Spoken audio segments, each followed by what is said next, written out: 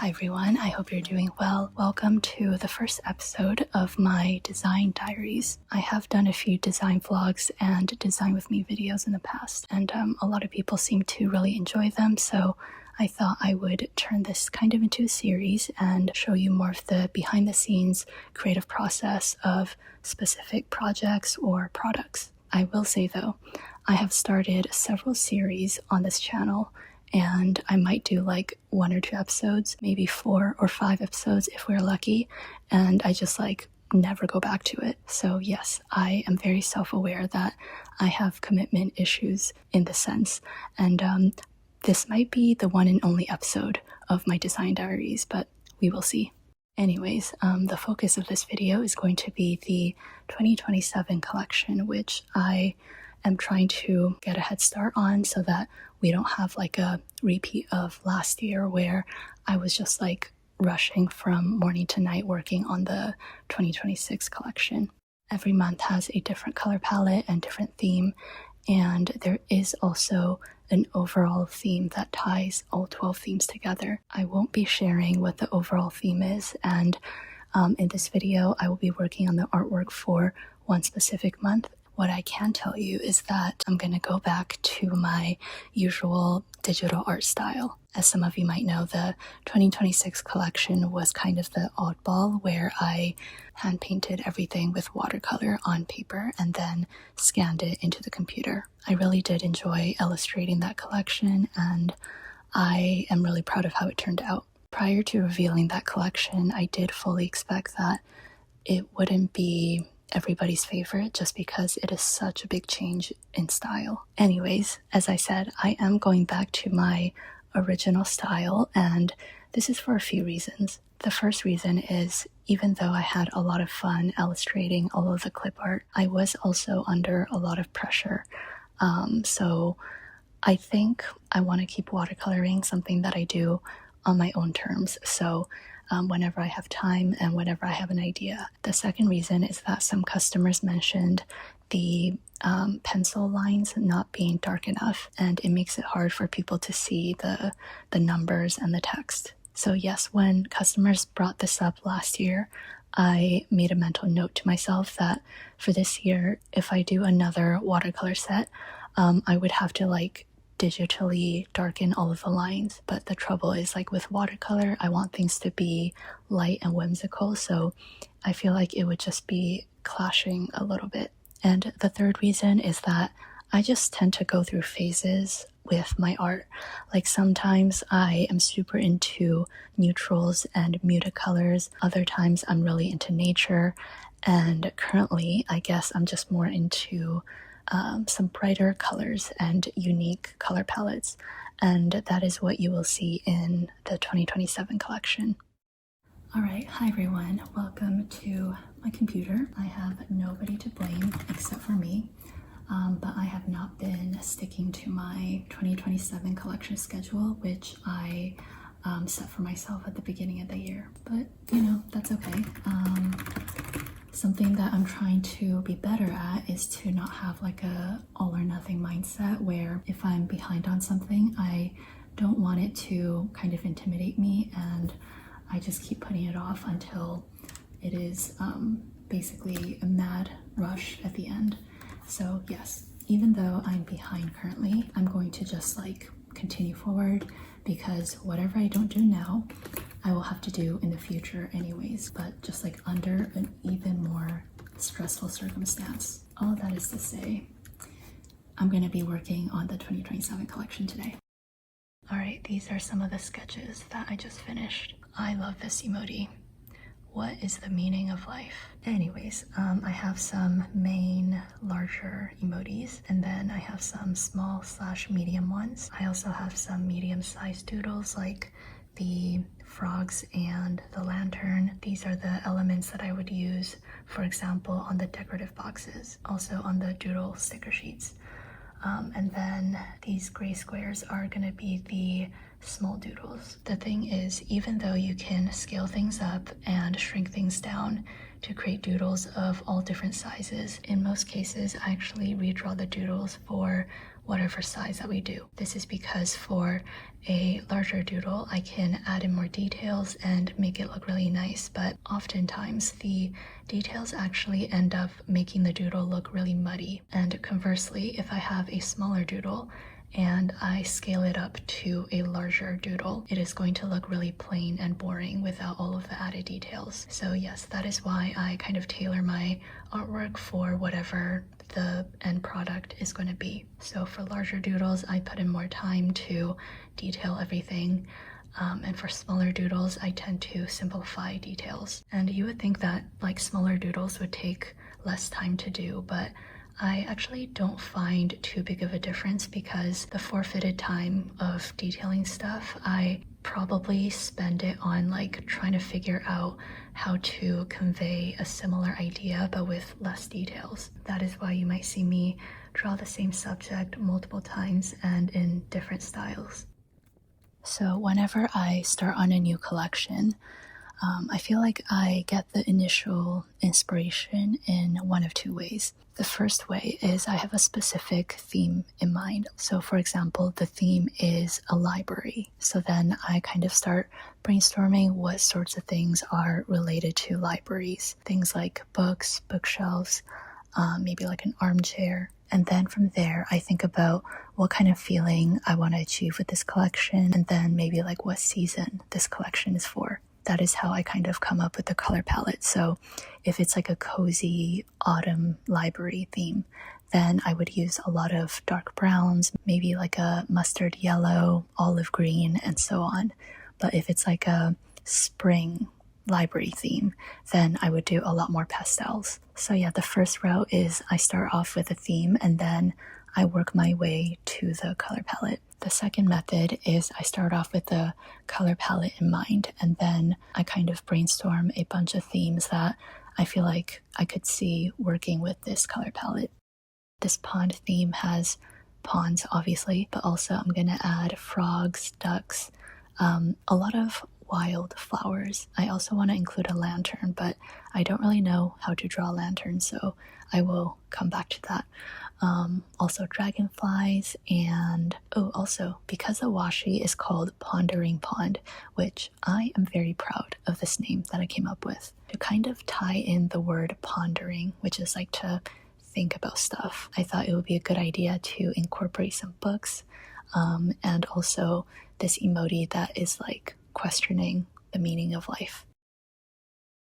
Hi again, everyone. Initially, what I wanted to do was completely finish one set of clip art within this video, but I just spent about 30 minutes drawing a single book doodle. So unfortunately, I don't think that goal is very feasible, and I'm not sure I will even be able to finish this within this week. But yeah, I will just try to finish as much as possible, and I will try to record some different parts of it so that you aren't just watching me doodle a single asset for the entire video. But yeah, you would think that after doing this for over a decade, I would be a lot quicker at drawing and putting these collections out. But I actually find the opposite to be true. I think nowadays I spend a lot more time on the details, and because I kind of have developed my own taste of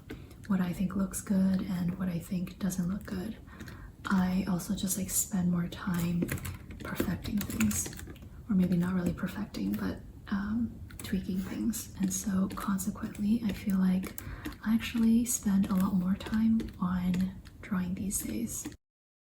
Currently, I'm starting the line work, and as I have talked about a few times in my previous design videos, I do cut out a lot of it because, as you'll see, it is me redrawing the same lines over and over again, and it is me adjusting things like pixel by pixel, and it gets a little bit tiring to watch. But yes, when I do my line work, you might see me finishing an element and then copy and pasting it and then adding another element. So for example, one of the emoji pieces that I wanted to include is an emoji sitting on a lily pad and holding a fishing pole. Instead of only having this final scene, I drew the fishing pole on a separate layer and copied it before I combined it with the emoji.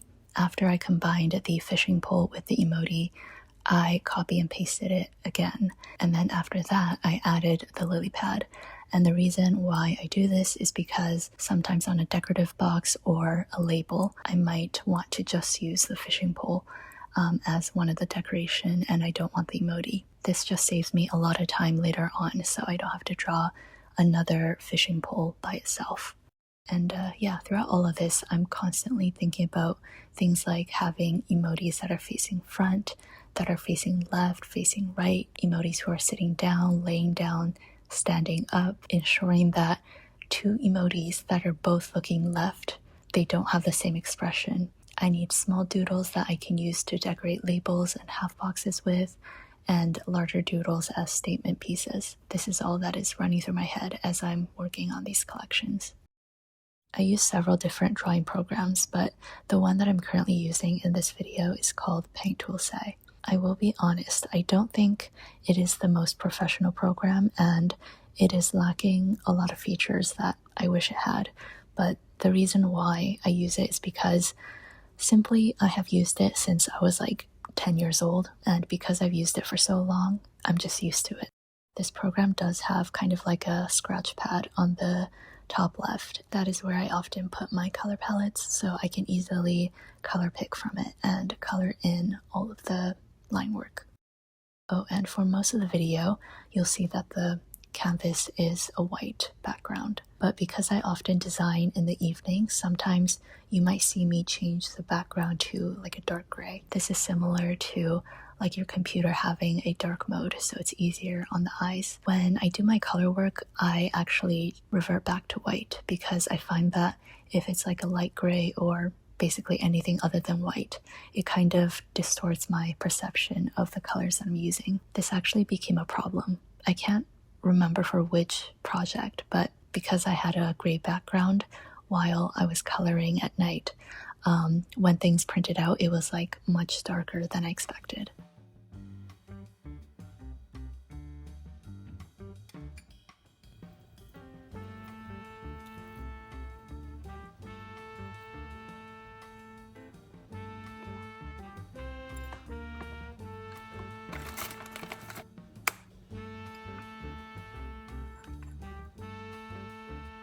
I originally had the goal of finishing this entire clip art set for this video, but it is taking a little bit longer than expected. So instead of like finishing all of the line work and then just like leaving the video there, I finished maybe 40% of the line work and I decided to get started with coloring so you can see a bit more variety.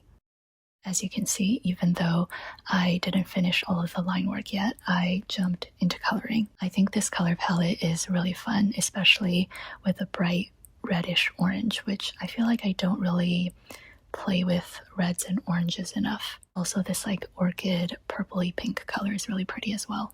As I started coloring all of the small doodles at the bottom, I realized that most of them were green. The lily pad, the frog, the sprout, it was all green. And I made a note that it was just too much green. So later on, I actually went back and drew even more small doodles so I could incorporate some of the other colors. I think I drew a lotus flower and also a mushroom. I was really hesitant about including the fish because I feel like fish and sardines are kind of hit or miss. Like for some people, the eyes might be a little bit creepy. To me, they're kind of cute, so I don't know. I did draw a few for now, but I don't know if they will have a heavy presence in this collection. I think for all of the 12 themes, and honestly, in general for my store, I try to design things so that they look cute and I guess childishness and whimsy, but I also try not to make it like overly childish, and I want the artwork to still appeal to people who might not be into super cartoonish things, which is a little bit difficult when emojis are basically cartoon characters. So yeah, in addition to the cutesy stuff, I also try to kind of balance that out with quote-unquote prettier elements like flowers or maybe stationary doodles and just like non-character drawings.